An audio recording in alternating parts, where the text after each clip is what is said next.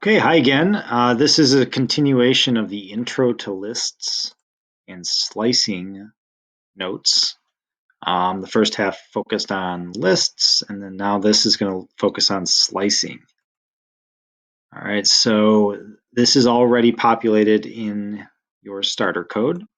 There's a definition here of what we mean when we say slice, and that's just how we're going to target one or more parts of a sequence that we want to separate out.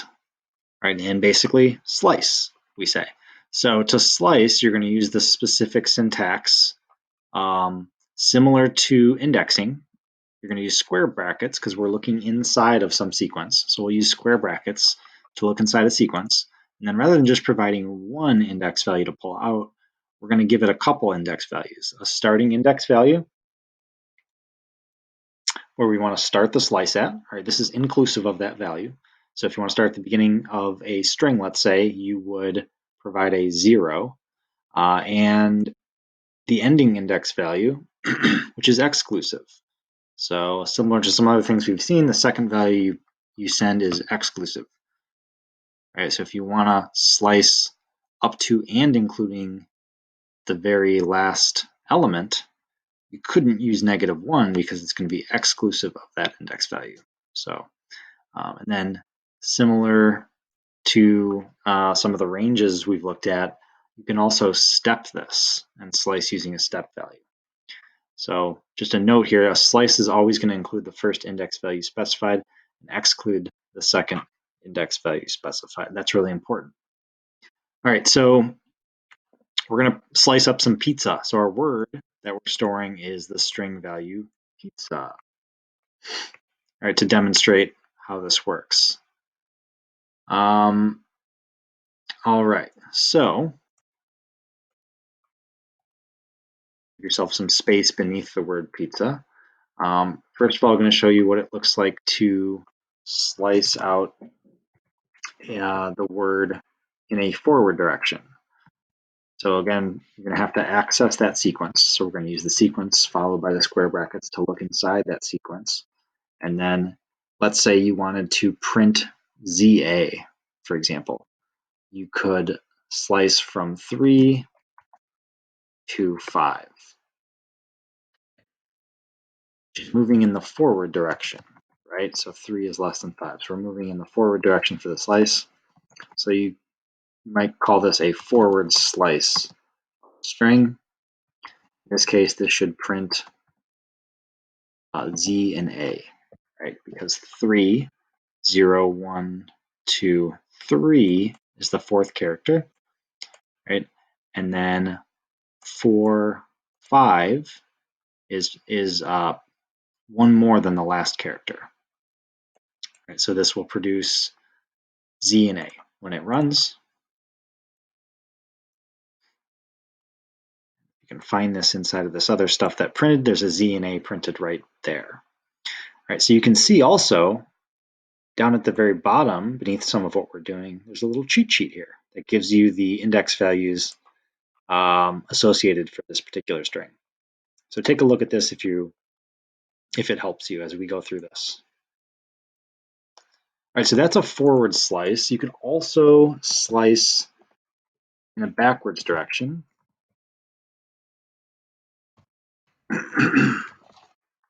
Which would mean we also need to look in the word.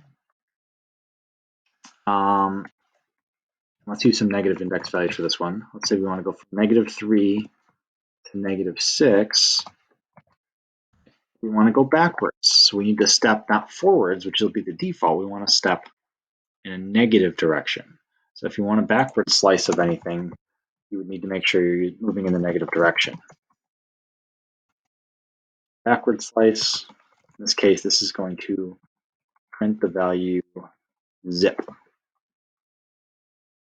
And it prints the zip because you've got -1, -2, -3 is the first Z, right? And then -6 is going to be off and including the very first character, the P. So let's see this in output. Here it is. So ZIP, zip, is what prints. Okay, so that's a basic forward and backward slice. Right now, there are some other techniques with this. So there's a shorthand that you can use where you can omit values in a slice, and that represents the start or end of a word.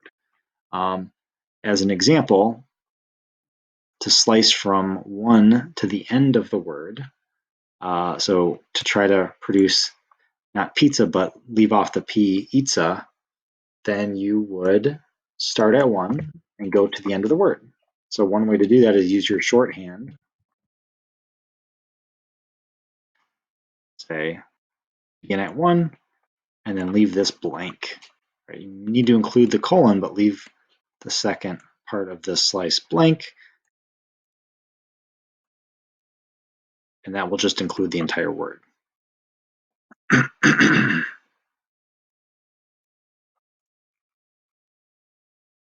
If you want to slice from the beginning of the word to the second to last character, you could leave off, if you know you want to start at the beginning, you just leave off the very first part of the slice.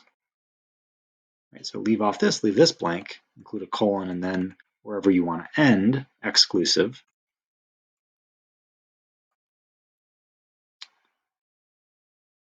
And that will work for you as well. So you can include the first part of the word without having to actually put the 0 index in there. Now, if you wanted to slice the entire word, for whatever reason, you do that too, right? If you just want a copy of this word,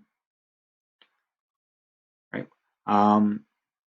we could do it like this, and that will produce the entire word pizza, right? So that can be useful because a string is immutable. It could be useful as a way to make a copy of it. Right? So you could take a word, make a copy of that word, store it in another variable, and then have a second copy of that word.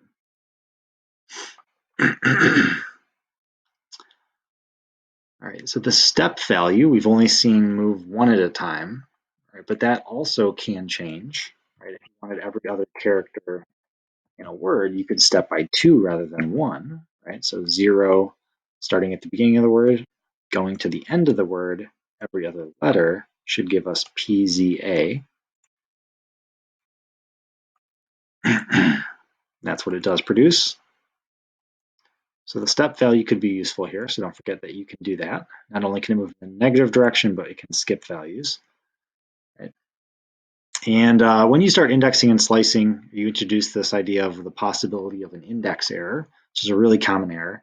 So, and you're going to see something related to the fact that your index is out of range. So maybe the string's index is out of range.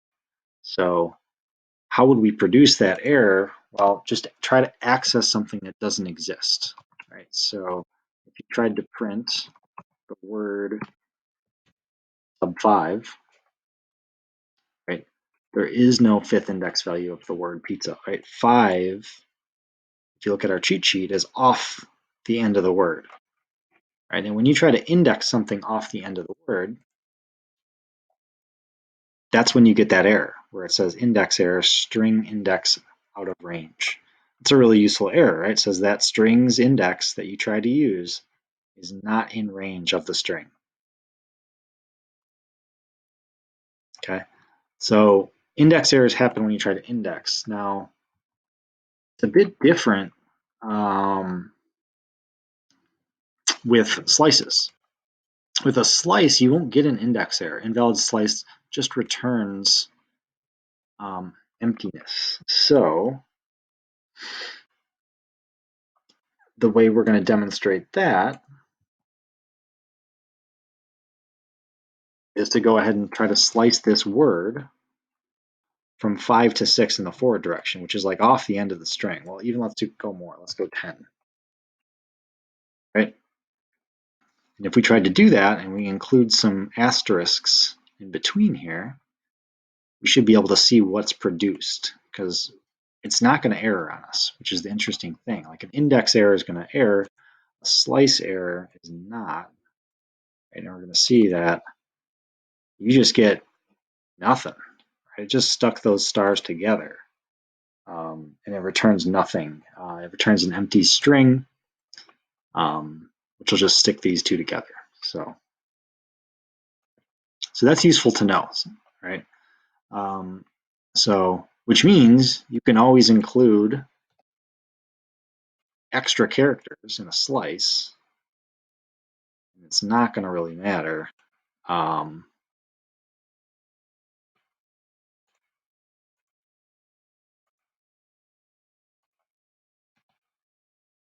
Not going to matter that much. Right? So if I do from 0 to 10, you can see here on the output, that includes the entire word of pizza. If it includes a lot more extra stuff, that extra stuff is just like ignored. Right? You just get pizza as a result. All right, so kind of interesting. I'll move this back to 5 for the example. Okay then, so just as a challenge to wrap this up, see if you can write a program that will allow a user to slice the word pizza as many times as they want, where the user will input the beginning and ending index values for the slice. So you're going to literally ask the user for what index values they want to slice, and then you'll slice the word for them. Okay, so pause the video and see if you can do that.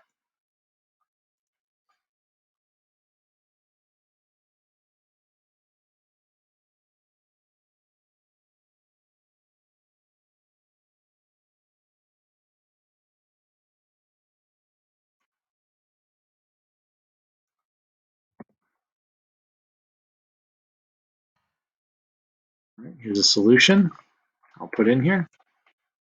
So if I run this, what happens is the begin it's asking for here is where do you want to begin this slice. So let's say 2. Where do you want to end the slice? Let's say 4. Right, and then it gives you ZZ. So including the 2 index, excluding the 4 index gives you ZZ. Right? And it's in a while loop, so you can do this as many times as you want. So if you want the full thing, you do 0, 5. The way I did that is asking for input from the user, converting that input using the int function.